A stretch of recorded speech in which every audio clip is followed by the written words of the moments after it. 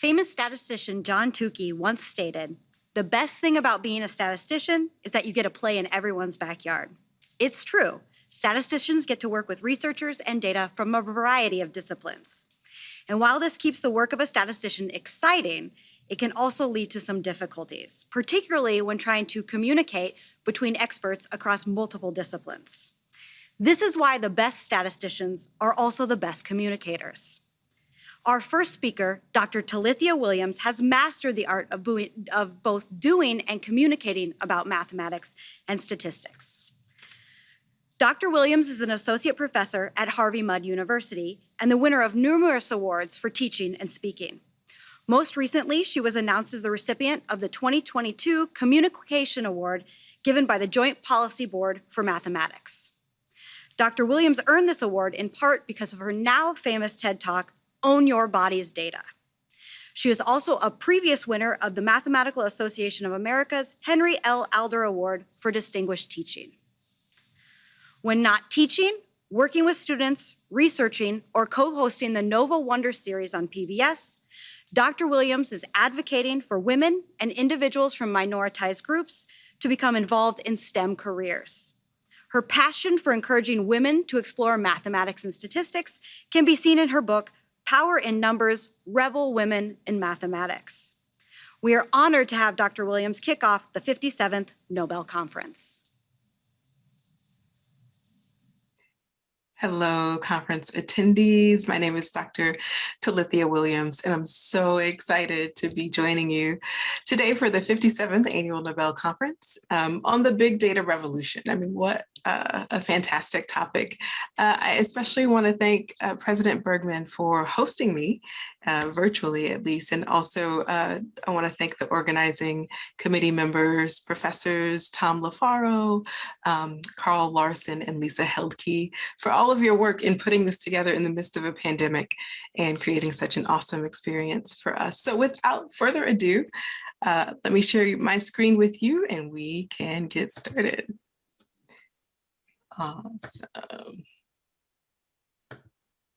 Great. Today, I want to share with you about data-driven decision-making now and what we might imagine it to be. I'd love to start off because I know we've got high school students in the audience as well. And so I always want to start off and just share a little bit about myself, about my background, kind of how I got to where I am right now. I was in high school in the 90s. I won't date myself too much, but in the 90s, I was in high school. And my sophomore year of high school, I got a job that summer as a cashier at a local grocery store. And, you know, this was a great way for me to make some side change so I could buy the things that I needed. But it also gave me a chance to use mental math. And I look back on it and I really appreciate that experience because you know, I'd be working and somebody would give me $20 and I would try to figure out how much change I owe them, right, without punching it into the cash register. So like if you handed me $20, I'd try to calculate your change before the time it took me to punch it in. So unbeknownst to me, I was doing this mental math day in and day out at my job. Well, senior year, I took some AP classes. AP classes were just coming out in the 90s, and I took an AP calculus course. And now by no means was I gifted in calculus. I was sort of middle of the road. I was an okay calculus student. But my teacher, Mr. Dorman, was always affirming our mathematical ability. I remember one day he asked me to stay after class and he pulled me to the side. He said, you know, Talithia, you're really talented in math. You should think about majoring in it when you go to college. And this statement really sat with me because he said he saw me as a math major, and not if I go to college, but when I go to college.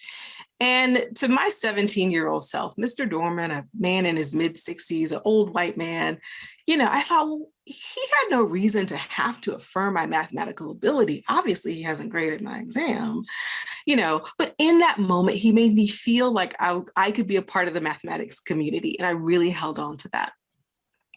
I ultimately ended up at Spelman College in Atlanta, Georgia. Spelman is a historically Black college for women. And it was here that sort of that seed that Mr. Dorman planted really became a reality for me. I met Black women mathematicians. Here I am pictured with the late Dr. Etta Faulkner. She was one of my professors at Spelman. And so Spelman really allowed me to see myself as a mathematician, to see the possibility. There were 5 or 6 Black women mathematicians on the faculty there. And so this reality was very attainable. It was so close to me. I started a PhD program at Howard University in mathematics, and just continued to develop my love for math. It was at Howard that I took a stats course, my first statistics course as an elective, and really fell in love with statistics and ultimately ended up transferring to finish a PhD in statistics. But I did spend a couple summers, 4 summers at NASA's Jet Propulsion Laboratory. This experience was likewise transformative for me because it really got me to see how mathematics, how statistics, how it works in the real world, how it works in a NASA facility. I was in Dr. Lonnie Lane's lab. And one thing that I really appreciated about Lonnie is that he always invited his research students to the table. In fact, he wanted to hear from his research students because he felt like we were coming with these fresh ideas, these new perspectives, and it always made the project stronger. And so I loved how he likewise affirmed our scientific ability. Claudia Alexander, as you see pictured here, was also one of my mentors. She worked at JPL, and she and I would spend time together.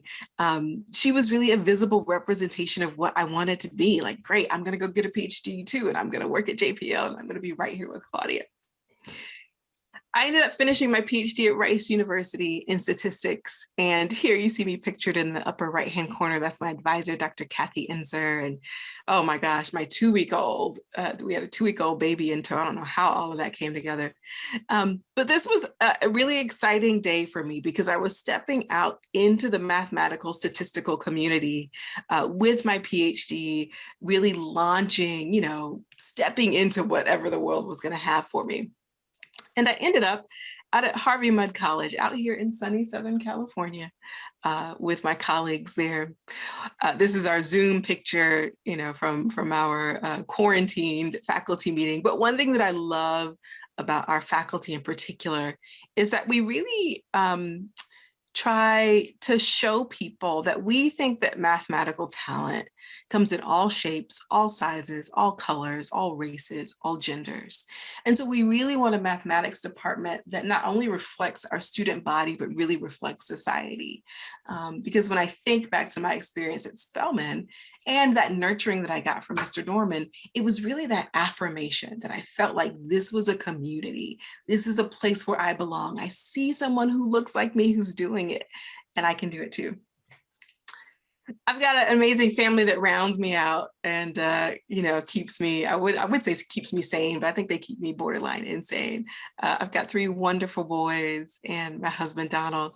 And there you see my mom and my late father-in-law in that picture. This is in our backyard, also out in California. So let's jump right in. A little bit about me. Recently, I've been really excited to partner with PBS and Nova. Nova is the science documentary arm of PBS. In my role as a mathematician and a data scientist, to host the show Nova Wonders. Nova Wonders is a 6-part series that really explores some of the questions that are at the frontiers of science, like, can we build a brain? What's the universe made of? What's living inside of you? What are animals saying?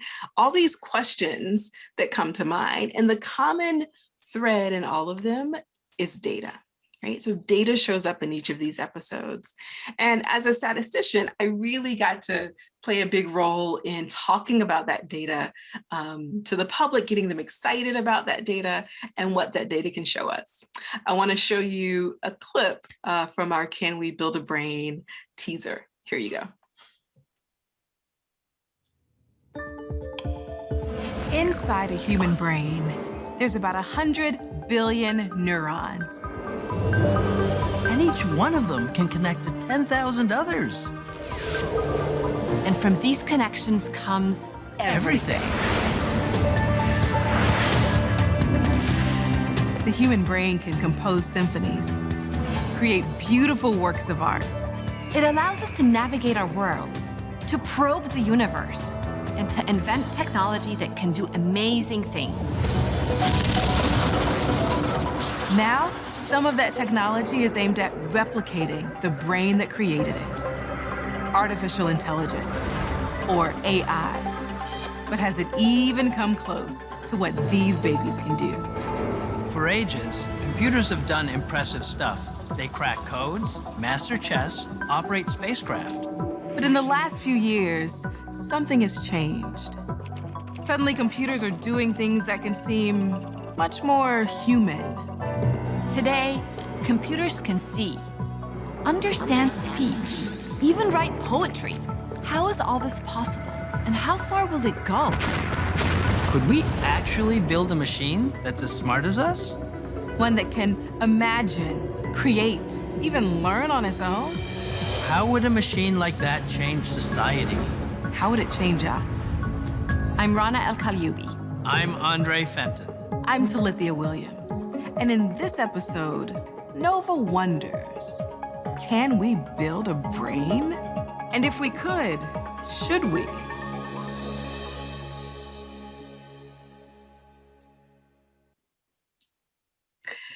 Let's jump in. I want to talk about, of course, how data drives the decisions that we make on a daily basis and how it has impacted our life, especially in the last couple of years even. When we think about even just the music that we listen to, whether it's Pandora or Spotify, there are data analytics that go into personalized radio station. So when I open Spotify, every day I see a curated mix based on whatever mood I'm in. They know what I've been listening to. They might know what I'm in the mood for, and it'll give me that option. They also crowdsource user feedback. So based on people like me who've liked songs like the ones I've liked, they'll use that to suggest songs that I might like or to curate a playlist specifically for me as an individual. And these playlists get personalized week after week, all based on data that we give freely to it. And it's not just what we listen to, it's also what we watch. I don't know about you, but since the pandemic, my family has become somewhat addicted to Netflix. We watch it probably at least on a weekly basis. And I kept noticing, I'd see a new movie and I'd be like, what's this score? What is this 92? What does that mean? Well, it really means that based on, what I've been watching, based on my show history and folks who've watched shows similar to what I watched, 92% of them liked this particular movie. And 9 times out of 10, they're right. I watch, I'm like, you know what? I like that movie too, right? So what is it doing? It's really leveraging customer data, right? Tapping in the big data in order to predict not just what we might like, but also to do predictive modeling. So as they think about ideas for new shows, many of these ideas are based off the qualities that we like about the old shows that we've already watched. So big data shows up also in what we watch. It helps us move around town. How many of you have the Waze app or some other traffic navigation app on your phone? Well, based on where you live, you may not need it. Maybe there's not traffic, but here in California, in LA, you don't go to the grocery store without checking with Waze. Like you just never know if there's traffic on the way to the grocery store. And how does Waze work? Well, it works by taking real-time data, right, directly from the GPS in your phone to map out traffic patterns, to take you around accidents, to get you places as quickly as possible, or avoid highways, or what's the fastest route. In fact, with Waze, you can now tell Waze, I want to get somewhere by 5 o'clock. Let's say I want to get to LAX by 5 o'clock. Tell me what time I need to leave based on the traffic patterns, and it'll update that time and then alert you when it's time for you to go. So by using this traffic data, right, mining all of the data from those of us who have the app, right, it's able to help us get places on time. Big data has also become our solution for banking. I mean, I can't remember the last time I walked into a physical bank because really there's no need to. Everything that I used to do in the bank, I can now do on my phone. I can transfer money. I can, check my credit score. I can check the balance in all of my accounts. I can deposit checks by just taking a picture of it. This was something that we hadn't even imagined just a few years ago. And so financial management is now literally at our fingertips. right? In fact, we've got chat bots, we've got virtual assistants that even help us through that process. Accenture has reported that 80% of bankers think that advancements in artificial intelligence are going to enable us to have a consumer-like experience. And we're already seeing that now. But big data isn't always the best solution. And in some ways, it can do things like perpetuate bias. That bottom picture that you see there, did someone blink? That came from a blog where a son wrote about buying a new camera for his mom. And he said, every time I took a picture of her, it kept asking me if someone blinked. And I thought something was wrong with the phone. Like, oh, maybe it's just got a malfunction.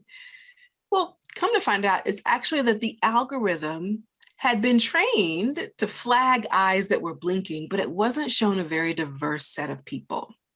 So when it encountered eyes that were not similar to the training set, then the algorithm sort of confused that and incorrectly flagged those as blinking. And this tended to happen to Asians in particular. Or many of you have seen sort of the facial classification software. Here in the bottom, you see sort of a blurry picture of former President Barack Obama, where the facial recognition software classifies it as a white male. Right? And so many of us can look at that and say like, oh, that's President Obama. But if the algorithm hasn't been trained on a diverse set of people, then sometimes it will default, right, to what shows up most frequently in the training data set. It's also the case that machine learning creates bias when it has to answer hard questions, like who sees ads for good housing, or who hears about opportunities in STEM, right? Where do we decide to advertise that? How does a machine learning algorithm know how to choose which groups to offer STEM opportunities to, right? What is it going to base it on? What kind of historical data? Amazon came under fire recently about what neighborhoods should be eligible for same-day delivery, because often you had minority neighborhoods that weren't eligible, but they were right next to majority neighborhoods where they were eligible. And so someone said, hey, like, what is the algorithm using to determine that? Or who's likely to commit another crime? If you look at recidivism algorithms, often there's bias in those algorithms towards men of color.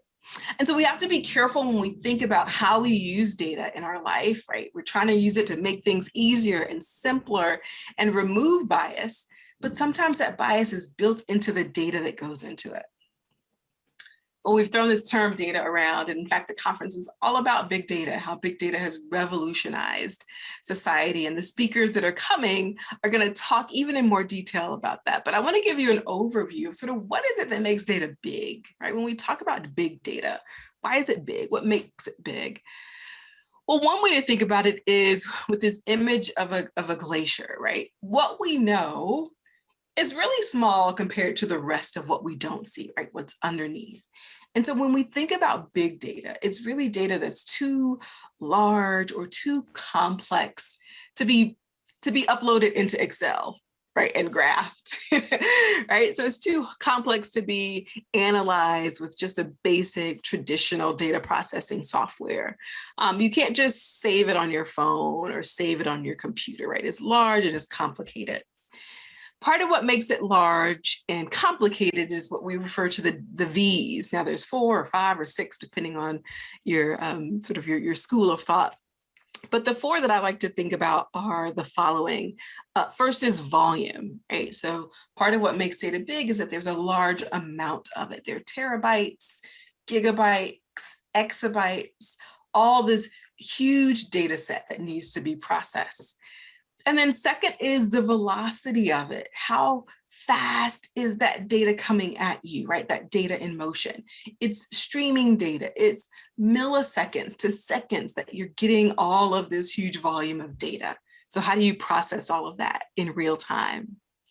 The third V is variety. Often the data shows up in lots of different forms. It's not just a clean Excel file with a column and a row of numbers, right? There's a large variety of data. Maybe it's structured or it's unstructured.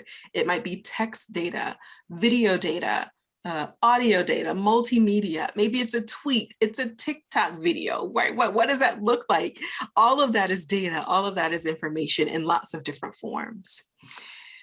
And then the fourth V is the veracity of the data, right? So veracity really refers to uncertainty in the data or inconsistent data. Maybe the data is ambiguous. Maybe this data is from a fake news source. Maybe there's some deception that's built into the data, or the model has approximated this data in some way. And so we can't necessarily treat those data sets equally, because some of them may be sort of better than other data sets. So we have to determine the veracity of the data. So all of this works together to help us think about the size of the data, the magnitude of it, how much of it comes at us, and how fast it comes. Amazon is probably the best example of a company that in recent years has really leveraged the use of big data. And one way that they've done that is through their personalized recommendation system.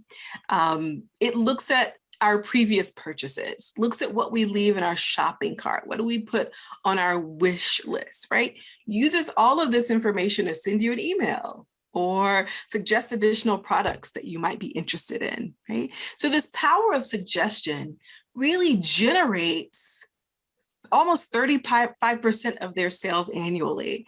They're really operating on our impulse, right? Our impulse to just be like, you know what? Yes, let me go ahead and get that, right? But leveraging not just what we've said, but also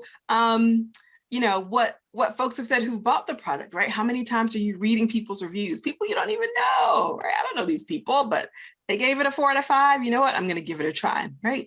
So this personalized recommendation system, Amazon takes advantage of all of that data to curate an experience specifically for us. It also does that thinking about their supply chain, right? So partnering with manufacturers, tracking their inventory real time. How is it that we have 1 and 2 day delivery? Well, one thing that they do is they look at warehouses that are closest to the vendor and closest to the customer, right? To reduce shipping costs by 10 to 40%. And then graph theory, which is a type of mathematics, is also working in the background. What's the best way for the delivery the delivery person to get to your house? What's the best delivery group? How should we group these to reduce expenses? So often when you check out, they say, hey, do you want your personal delivery day? Or, oh, we can bring you 1 tomorrow and 1 the next day, but you could get both on Thursday and save packaging, right? So all of that is incentivized to help simplify them getting the package to you. And it's not just that. Amazon has an army of robots that uses big data real time to work in their warehouse. Let me show you this video. On the ranking of things to worry about, Skynet coming and taking over doesn't even rank in the top 10. It distracts attention from the more urgent things, like, for example, what's going to happen to jobs. For a glimpse into the future, consider one of the largest companies on the planet, Amazon. Amazon has tremendous scale. We have fulfillment centers that are as large as 1.25 million square feet. That's like 23 football fields. And in it, we'll have just millions of products. To deal with that scale, Amazon has built an army of robots.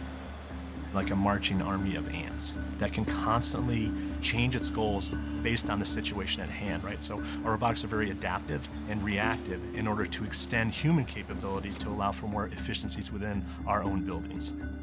And there's plenty more where those came from. Every day, this facility in Boston graduates a new batch of machines. All of the robots that you see that are moving the pods have been built right here in Boston. I call it the nursery, where the robots are born. They'll be built, they'll take their first breath of air, they'll do their own diagnostics. Once they're good, then they'll line up for robot graduation, and then they will swing their tassels to the appropriate side, drive themselves right onto a pallet, and go directly to a fulfillment center. To some of us, this moment belies a dark sign of what's to come, a future that doesn't need us, one where all jobs, not just cab drivers and truckers, are taken by machines. But Amazon's chief roboticist doesn't see it that way.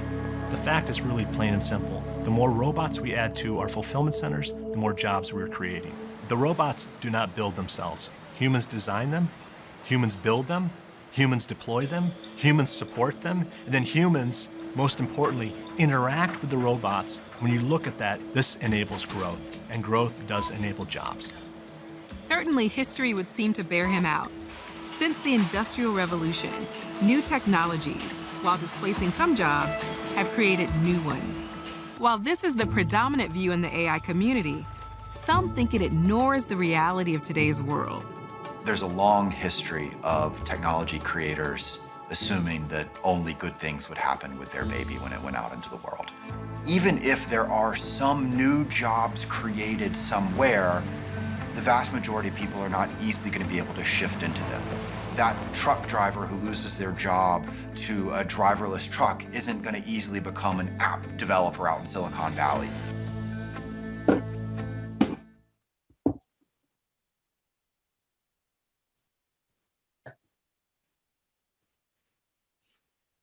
So let's talk about how we might imagine data-driven decision-making. And really, this is thinking about how it works for the global good. And we've seen that recently with COVID-19.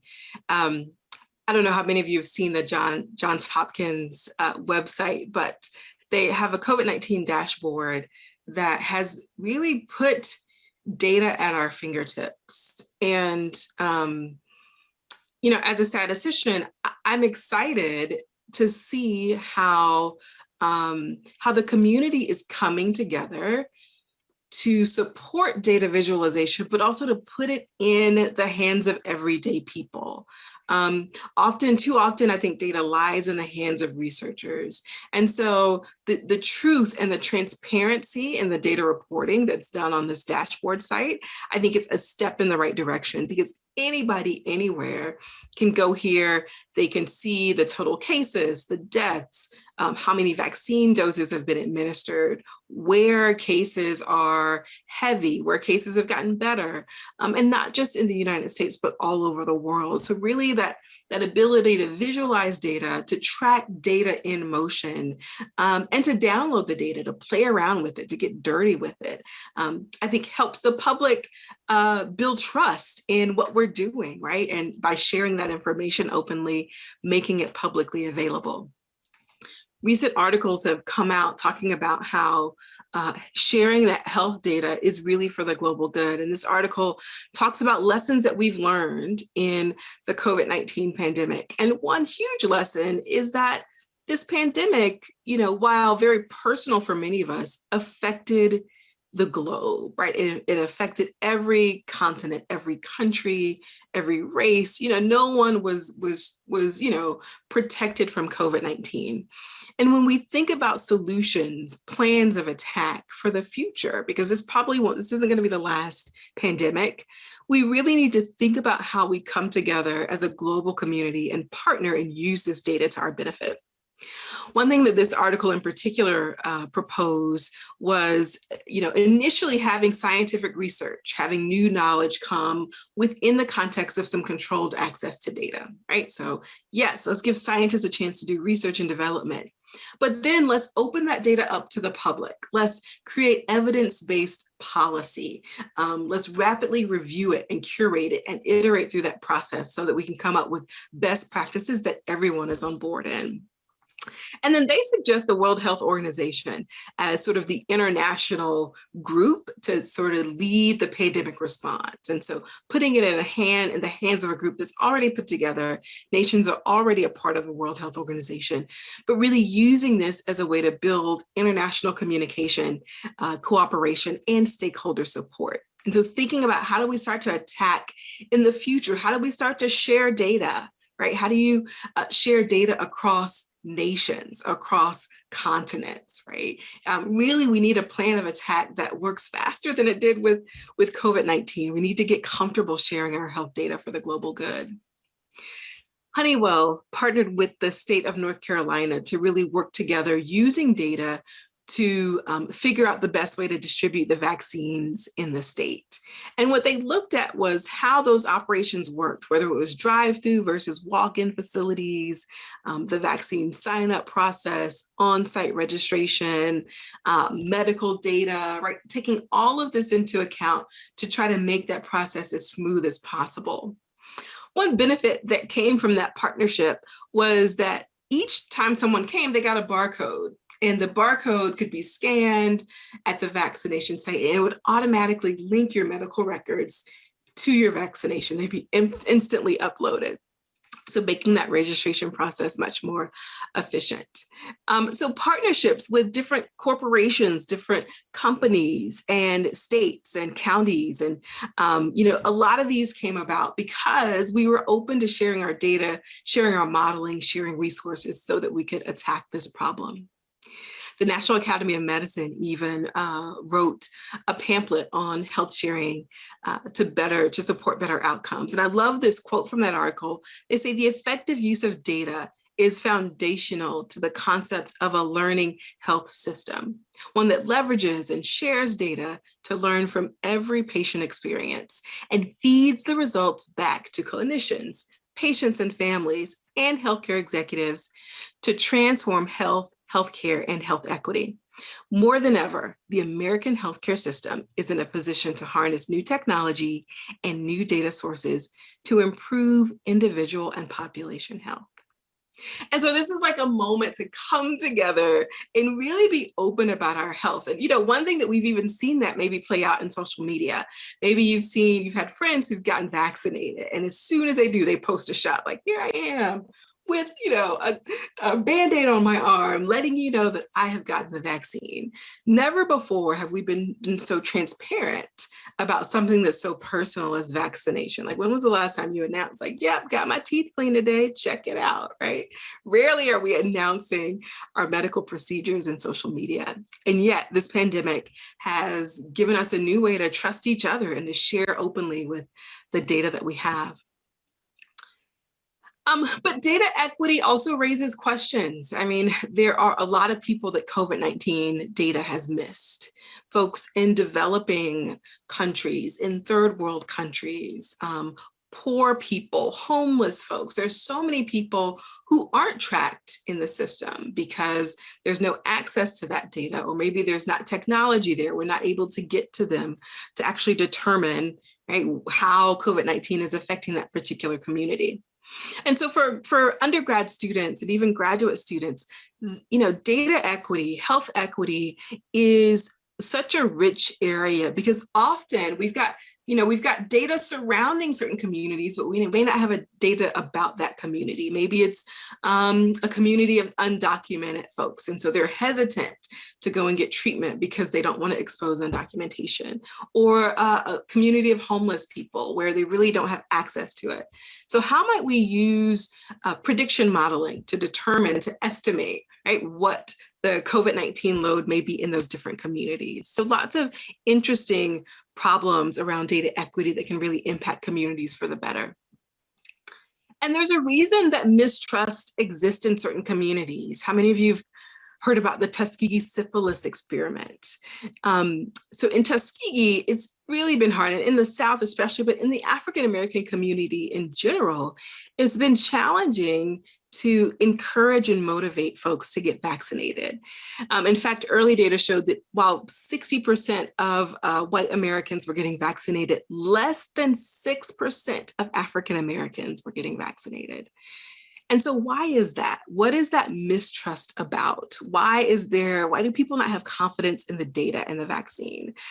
Well, part of it is rooted in the history of this Tuskegee syphilis study. It was originally called the Study of Untreated Syphilis in the Negro Male. And the US Public Health Service, United States Public Health Service, recruited about 600 Black men in Alabama, in Tuskegee, Alabama, in 1932. And so they offered things, they incentivized folks to be a part of this study of syphilis, but intentionally withheld medical treatment from them. So a little bit of history here about that experiment. And you sort of see in the background, one of the doctors who was giving treatment, and I say treatment because they weren't treated, they were really just studied, to one of the participants. So again, the study started in 1932. 399 of the men had syphilis, 201 of them didn't. But there was no informed consent given researchers told the men that they were going to be treated for bad blood, and in exchange, they get free medical exams, they got free meals, they got burial insurance, but they were never actually treated. And in fact, 11 years later, penicillin came out to treat syphilis, and it was widely available, but it was never offered to the men in this study. The researcher said, no, we want to keep following this group. We want to see how syphilis affects them. We want to see how it affects the human body. So no treatment was offered for the men in these groups. Well, 40 years after the start of this experiment, a whistleblower said, hey, this shouldn't be happening. 1972, this is the decade I was born in. An Associated Press story comes out about the study, and that was when the study finally ended in the 70s. And so up until then, up until 1972, there were still men in Alabama with syphilis without getting treatment, even though penicillin had been available since 1943 to treat it. The following year, there was a class action lawsuit on behalf of the study participants, their family. It settled for $10 million out of court. And in fact, President Clinton in 1997 issued a formal presidential apology for the study.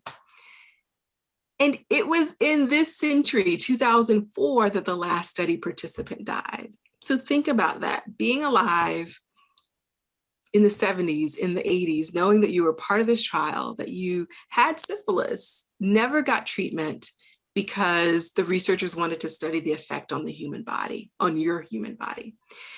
And it wasn't until 2009 that the last widow receiving health and medical benefits died. And so there, eventually with the lawsuit, children, wives, all, got medical treatment, health benefits from the country as sort of one way of apologizing and saying we're going to cover that cost.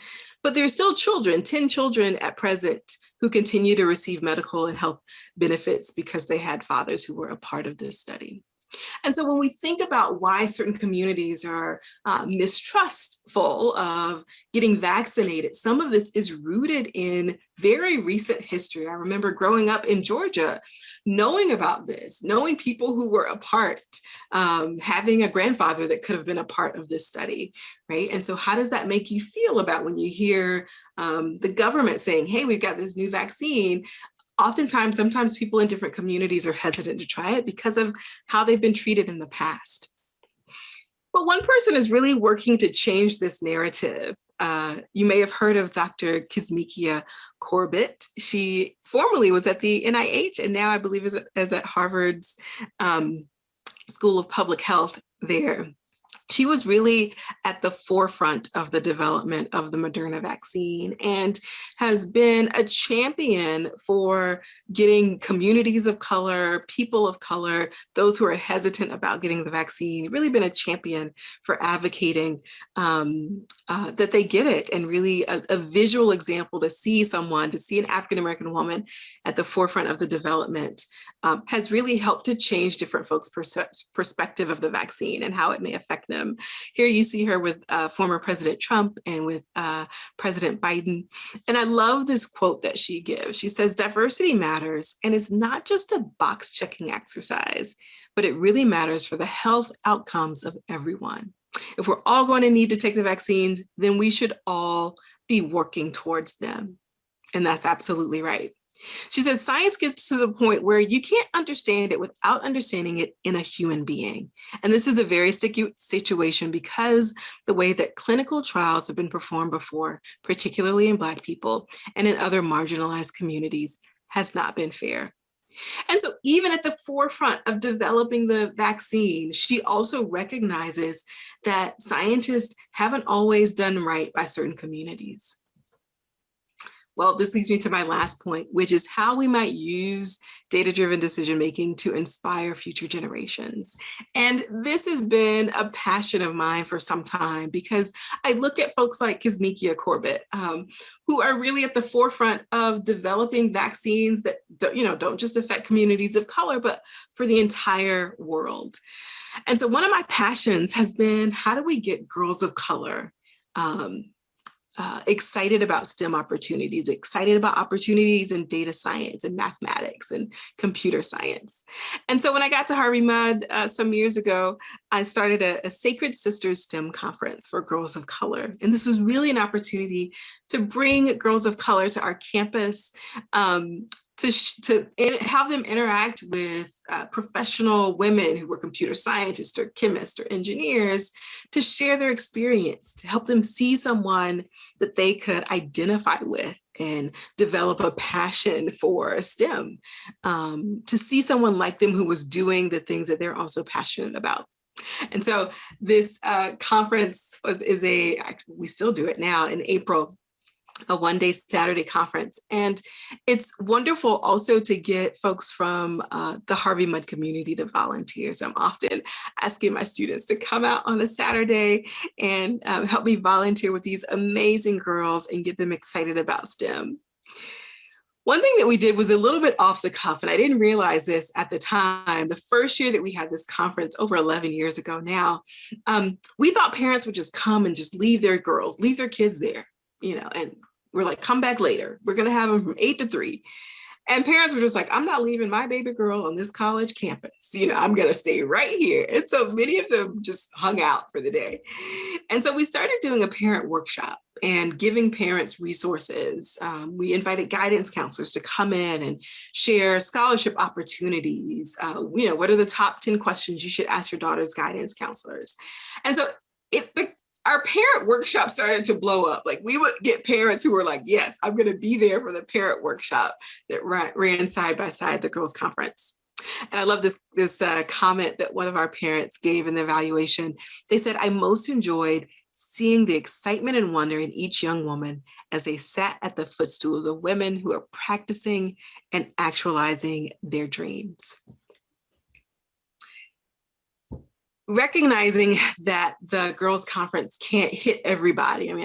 Everybody can't come to Southern California for a fun day in April. That was part of what really excited me to author the book, Power in Numbers, The Rebel Women of Mathematics, because I really wanted to highlight the amazing women who have come before us, current women and sort of up and coming women who are in the field. One of the women that I highlight is Winifred Egerton Merrill. She was the first woman to get a PhD, be awarded the PhD in mathematics from Columbia University. Part of what stands out for her is that she had to petition to get accepted, right? So she had all the qualifications, but had to petition to get accepted. And she was denied taking classes with the other men. And so she had to do independent study. She was given, here's a syllabus, here's the book, you have to study on your own because we don't want you in the classroom with the guys, and then we'll let you take the test. So she did it. She worked by herself, studied by herself, did her research alone, did all the things needed to get her PhD, defended her thesis. And when time came to award her, the Board of Trustees said, you know what, we don't want to go down in history as being the first institution to award a PhD to a woman. So they declined.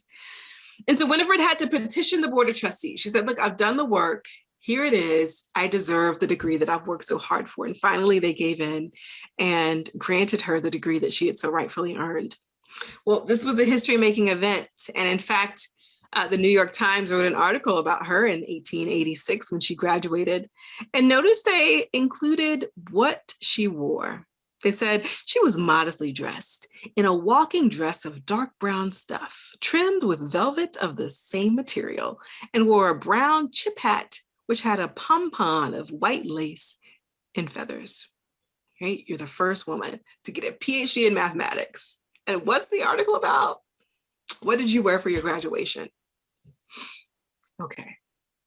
Another woman that I feature in the book is the late Katherine Johnson, whose calculations of the Apollo 13 trajectory were really the basis of the movie Hidden Figures. I don't know how many of you saw Hidden Figures.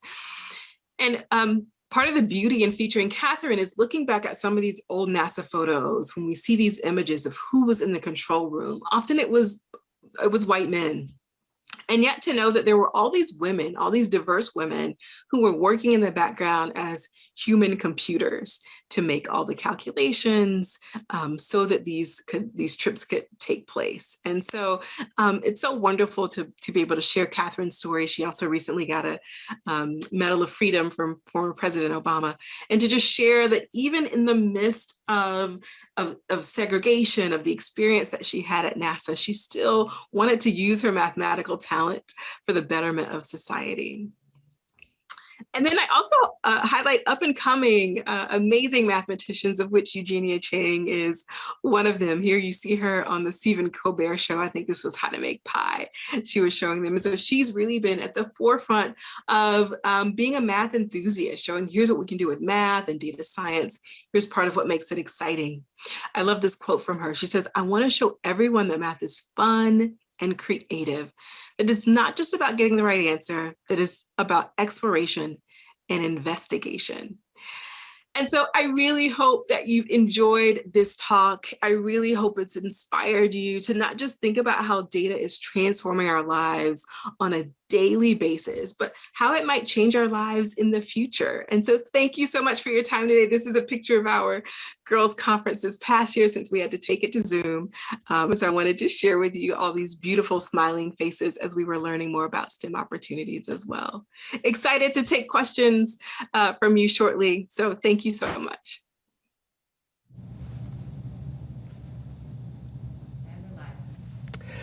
Thanks very much, Dr. Williams, for that wonderful talk. As I mentioned, I'm going to be joined here by Dr. Jillian Downey of the Department of Mathematics, Computer Science, and Statistics. Before Jillian and I have a conversation, though, I want to remind you in the audience that there are several ways that you can participate today. One of them is by sending your questions for Dr. Williams to Nobel Conference, that's all one word, a lowercase, at gustavus.edu. And also there's a little poll running for about Dr. Williams's work and inspired by Dr. Williams's talk today. You can go to pollev.com, pollev.com/Nobel57, and you can participate via text by texting Nobel57 to the number 22333. And so there are a couple of ways you can participate in that little fun poll. And after some of you have submitted your answers, Jillian and I will also talk about it. So also please feel free to participate via our Nobel Conference Facebook page, Twitter account, or now this year our Instagram account. So, Jillian, we have a little bit of time because we have a hard stop at about 11 o'clock when our panelists will be joining us to introduce themselves to you and also to talk about Dr. Williams's talk. So I want to get this out of the way right now. Just how big is big data? And let me unpack that a little bit. I'm curious about, okay, how big is a terabyte? And also, does bigness vary across applications so that big in one category might be mid-sized in another field of study? This is a great question, and you're right, it might vary across discipline. So when I think of a data set, I like to think of kind of an Excel spreadsheet, and I like to think as the rows as my observations or my people or my machine, and the columns is what I'm measuring on each of those observations. And big data has many of columns, and not infinite, but huge number of columns, huge number of rows. And so as an example, I do research in kind of education. And so I use these great data sets with about 20,000 observations on students, about 50 variables. That is minuscule compared to what big data is. And so when you think about big data, you're thinking about the collection of data, getting thousands of millions of observations coming in at you at every minute. So think of all of the data that is collected on your smartphone, over time, on your location of your purchasing, all of that data combined on just you and then being put together with everyone else's, huge data set. Can't be opened on your little computer, has to be using outside kind of computing resources. Mm-hmm. I've been sort of amazed as the committee has been exploring this topic to learn just how many things are collecting data on me. For instance, I'm very wary I might have to buy a new refrigerator soon, and I'm a little worried that it's going to be, noting how often I'm buying milk or something like that. I'm kidding, of course, but it is stunning to me just how many devices now are able to collect data. So when we talk about collecting and storing data, we really are talking about such enormous amounts. And yet, Professor Williams mentioned the Johns Hopkins COVID dashboard and sort of lifted it up as an example of something that's sort of unusual in that it's making data available. Well, I mean, the layperson might say, that would be me, the layperson might say, golly, if there's all this data out there, surely there's lots of piles of it sitting around that can be analyzed.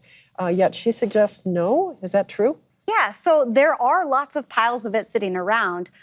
But it is not just free for anyone to analyze. A lot of this data is collected by companies, and it is deemed as proprietary, meaning they want to use it to further their business, make money, or make their models or algorithms better at making predictions, and they don't want to share, is what it boils down to. And so what Johns Hopkins has done is they have made their data freely available for anyone to use. And we're moving in that direction as a field of statistics and machine learning, having kind of what it's called open source, having it available for everyone. But that's not the norm, and it's particularly not the norm for your data that is collected through business apps or, like you mentioned, through your refrigerator, right? Because that business wants to know about your habits to make predictions for what you need for your list, and they don't want to share that with their competitors. But I will say there has been a big push, particularly in the statistics community, to make data more widely available. Not only is it just good practice, but it allows for the checking of models and whether they're actually accurate or if it was some kind of error in coding or something like that. And spoiler alert, a couple of the presenters are going to be exploring some of those cases where it is because another set of researchers was able to see a set of data and check it that some really egregious problems appeared. I'm thinking also about another feature of big data that we learned about last year during last year's Nobel Conference. Our last presenter last year was Bisan Al-Lazakani. She is let me get this right, a computational biologist, and she founded this, was the director of creating this gigantic database called CANSAR. In fact, they don't like to call it a database because that's not sort of multinodal enough. And it just, I mean, can you talk a little bit about the ways in which data sets like that bring together such disparate kinds of data? Yeah, so I actually watched that lecture and it was fascinating. So the idea is they were looking at images. And so they were able to break down these images into a data structure that could highlight where was potential issues or potential cancer identifying markers. And so it's not just that line of, oh, this is happening at this location, right? It's a whole image. And so that's why they really like to think about it. And really coding an image does take out a ton of memory and a ton of information. And that's why it just can't be written in one single line of an Excel spreadsheet, right? And when we think back to that matter also of why are some databases not available publicly, I remember she talked a lot about the fact that when you're talking about people's health data, you know, we might not sign that release form when we're in the doctor's office. So many additional questions come up when you're talking about data that's extremely personal. Volume, velocity, variety, and veracity. Where are our worries with respect to those for you as a statistician? What are the trigger points where you say, this is a place we all ought to be looking in the years to come as we think about what we should be worrying about, Jillian? So I'm particularly worried, or what I would be most concerned about is that Dr. Williams mentioned variety in terms of the variety of types of data, but what I would be wanting to look for is particularly data that is used for policy procedures, is I want a variety of data on a variety of individuals. We have seen historically in statistics that data is collected on a certain subgroup, let's say white males, and then is kind of extrapolated to all people. And we know that we need to build models and algorithms to inform public policy. If they're going to be applied to everyone, they should include everyone's data.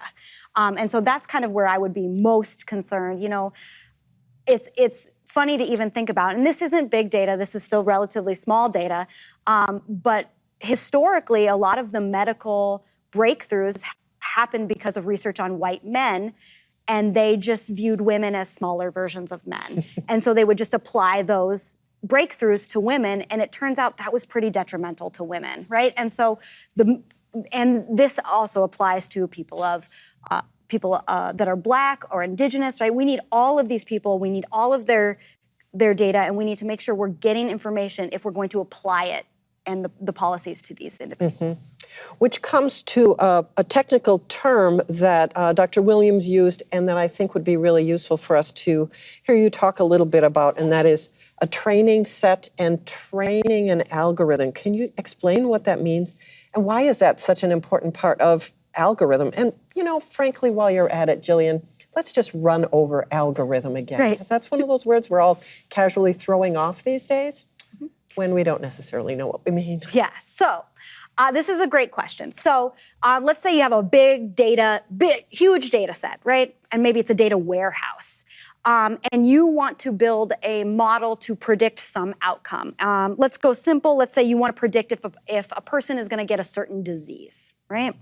And maybe if you can predict that, you can do some early implementations that maybe will lessen the impacts of that disease, right? So what you would do is you'd take this data warehouse and you'd split it into two parts. You would take one part and you would build a model or an algorithm that uses the mathematics and statistics to develop a formula to predict, does this person get this disease or not? But in order to test if that model or algorithm is doing a good job, you would then apply it to the other part of the data set, the training data set that you left on the side, right? And you would then be able to look at, do my predictions of whether somebody is going to get the disease or not match what I know happened in real life? And you're hoping, if you have a good algorithm, that the prediction matches whether they got the disease or not. And so they call it kind of the training set is used to build the model, and then the test, sometimes called the validation set, is used to test the model. What's important, and this gets back to what we just mentioned about getting in a lot of data from a variety of types of people, is the training set needs to include a variety of people. And Dr. Williams mentioned that particular example where it was clear that the algorithm used to detect blinking on the camera did not include people of Asian ethnicity or Asian descent, Asian Americans, because it couldn't identify their eye shape, right? Training sets need to be very varied in all inputs, and it can't just include one type of individual.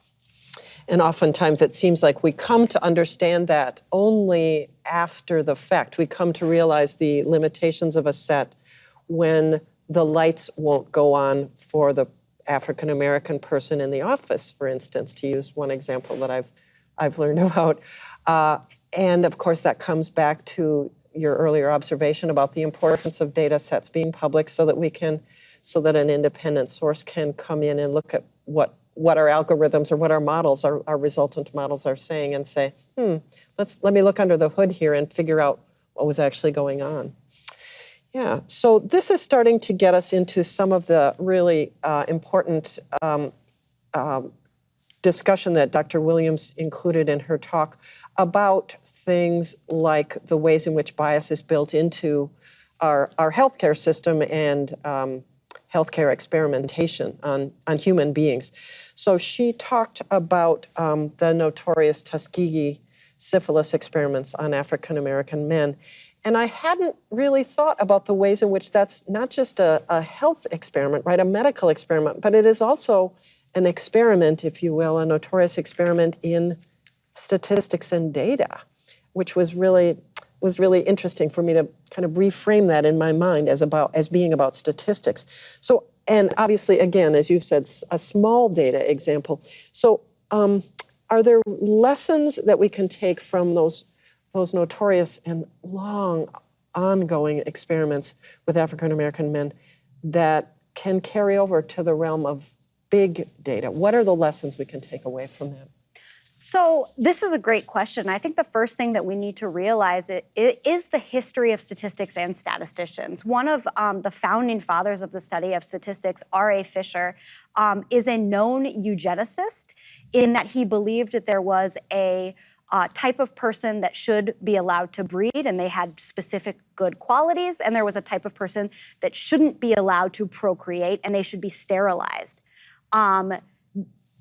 These good qualities aligned very much with being wealthy and with being white, right? And so I think number one is that we as a STEM discipline that use data need to recognize our history.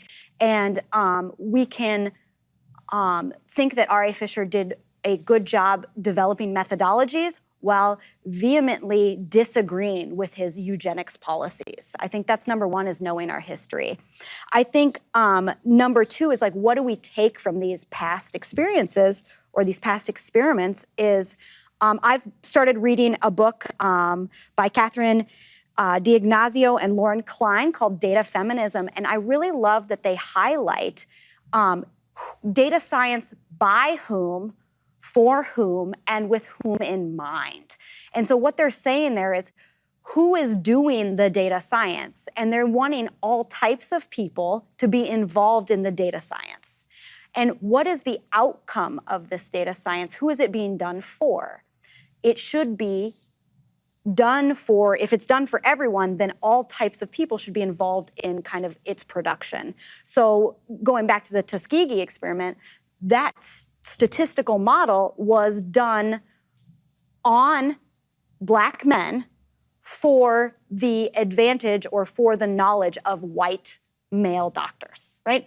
That is our disconnect, right? And so we really need to make sure we're bringing in all types of individuals into doing our data science. And I think Dr. Williams highlights that exactly when she is really championing all types of individuals being a part of STEM and math and stats particularly. Mm-hmm. And on that note, I wonder if you could say a little bit about what you are seeing, maybe particularly at Gustavus, but also I know that you're not so long back at Gustavus, and so you have experiences during your graduate work and so on, of what is being done to increase the numbers of BIPOC girls and young women to pursue STEM fields. Can you talk about some of that work and why it's so important? Yeah, so I will say that in the field of statistics, we have a fair proportion of females involved relative to the other STEM fields like mathematics and computer science, but we are still not at the proportions that we want. And further, we definitely recognize that we need individuals from Black, Indigenous, and people of color groups. Like, we want those people in. And there have been concerted efforts in the last few years to really think about what it means to be a statistician, and that it doesn't need to be this one trajectory, that there are multiple ways to end up with the title statistician. And so I know that I am part of the American Statistical Association has what they're calling the JEDI outreach group. That's Justice, Equity, Diversity, and Inclusion. And they are really pushing hard to reach students and people in industry and people in academia, and to demonstrate that all are welcome in the statistics community, and that you don't have to follow a certain path in order to be a statistician. I know that Dr. Williams has done a lot of that same work in the Mathematical Association of America, and I'm also aware of work being done in the computer science field at large.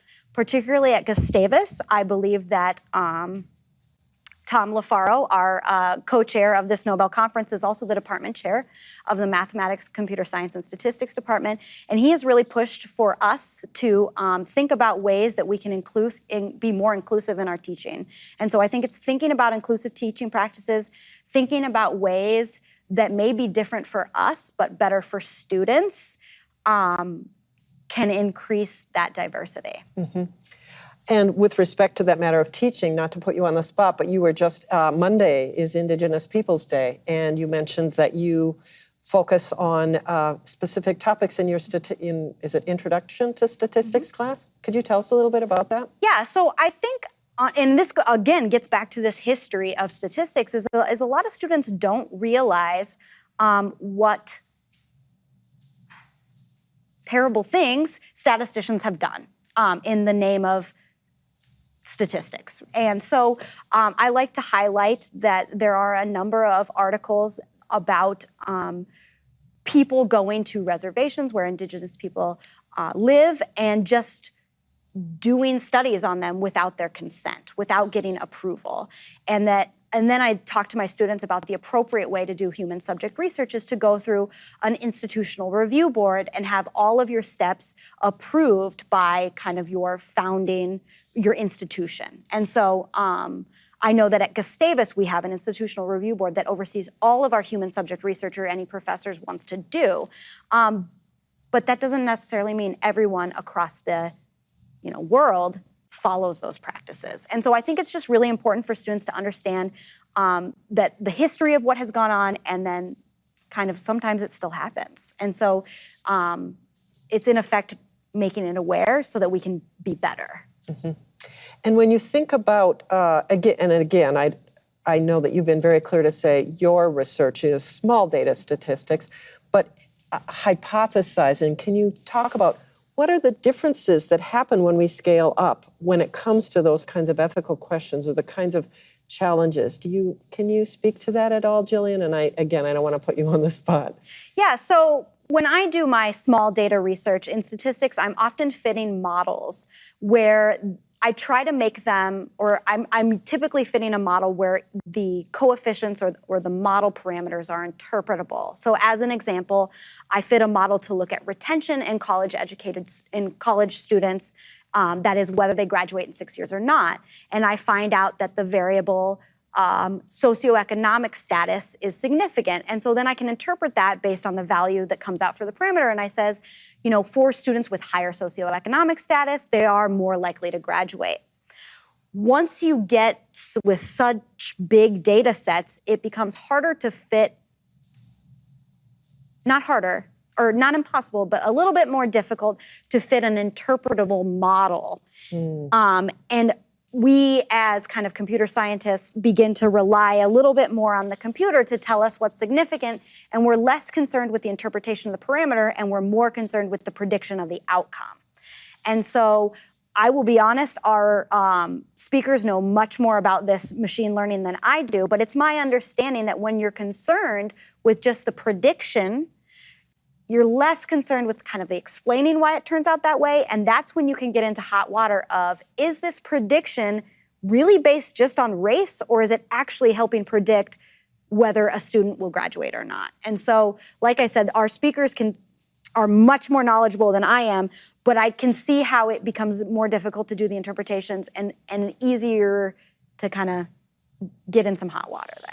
Jillian, you really cued that up beautifully. And so, for instance, tomorrow morning, our first speaker, Cynthia Rudin, will be looking very much at that notion of interpretable models. And can we produce something that can be written on a 3x5 index card and understood by the persons who need to use it?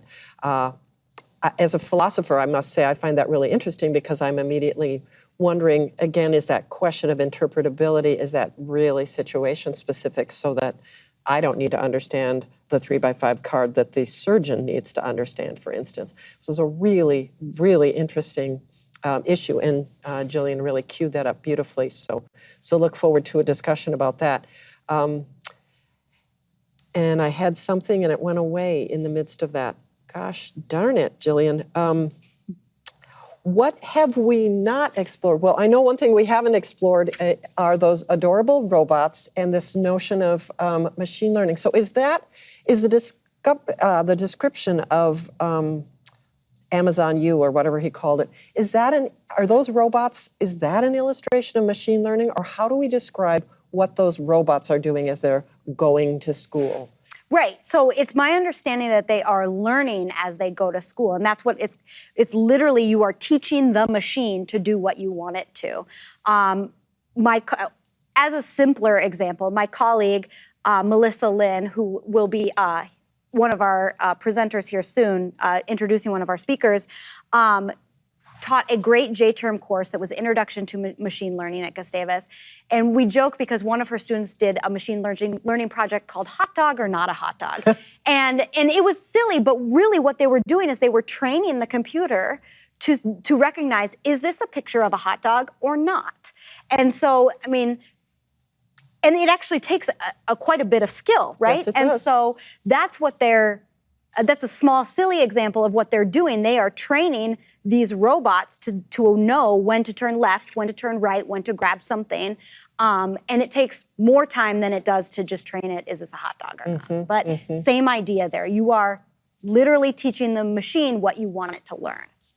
Brilliant, brilliant. Yes, and I think we all have those funny stories, right? I have friends who have a standard poodle, and when they use their, nature identification app to identify the dog, it's a llama. So, yeah, maybe there's just not as much call for identifying breeds of dogs in the environment, in the wild.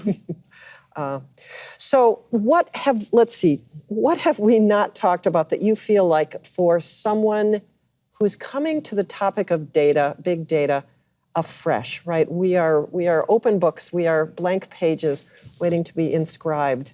What are the topics that we really need to touch on for folks to be able to have a good understanding of the talks that are coming in the next day and a half, 2 days? So I think probably the biggest one that I would want to highlight that really touches on Dr. Williams' talk and then kind of moves forward is this idea of data-driven decision-making, right? So all of these experts and speakers talk about we should use data to make decisions, and what they are implying but not saying is we should use good data to make decisions, right? So all of them are using good data. They all have access to very large data sets that are reliable, that are measuring what they expect, but not every expert, not every published paper is using good data to make their decisions.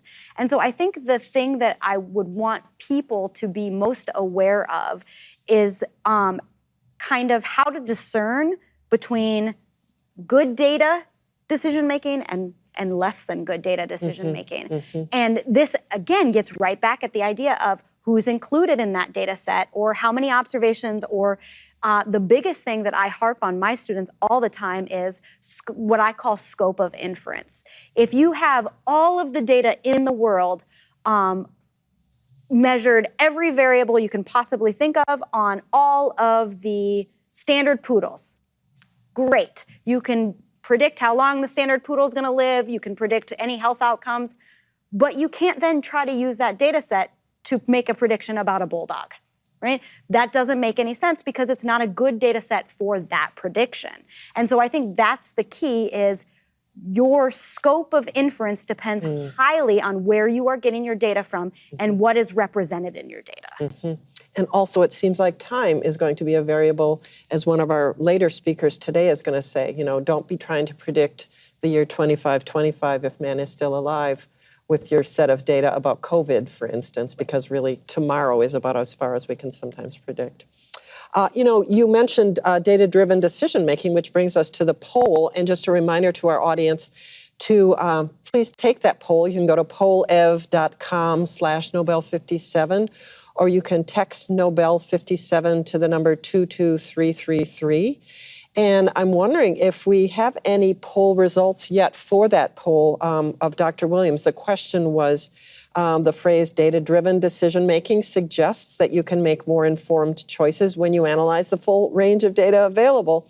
And then we asked people which of the following describes the way that you approach data-driven decisions in your own life. And it looks like choice number 2 was the runaway winner. Jillian, your eyes are younger than I. Can you read the numbers on that screen? Yes. I inform myself through readings that include statistical information to help me make important decisions. Seems to be the most common choice. The second most common says I make important decisions based on my experiences and those of friends and family, and that together those two make up about 96% of the answers.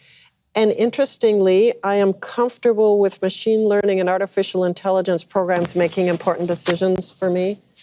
Comes in pretty low. Is that surprising to you? And again, We know that we're not going to be using this data set to do anything, ladies and gentlemen, members of the audience. Don't worry. We know that this is an extremely unscientific poll, but it's kind of an interesting back-of-the-envelope question to ask. So does that surprise you at all, Jillian, those numbers? It does surprise me a little bit, just because there are so many ways where machine learning and artificial intelligence are currently making decisions for us.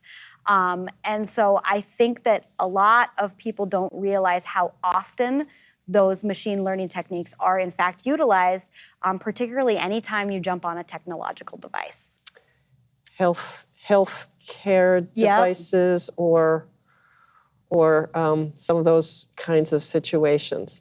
Could you name just like what would be just a quick illustration of what would be an instance of such a data-driven device that we hop on without thinking where it's making a decision for you? I'm thinking of my students, and so I'm absolutely going to think of Instagram, TikTok, all of that. Those algorithms are being curated to what they think you want to see based on your history that is being collected, which you agreed to give when you signed up for the app.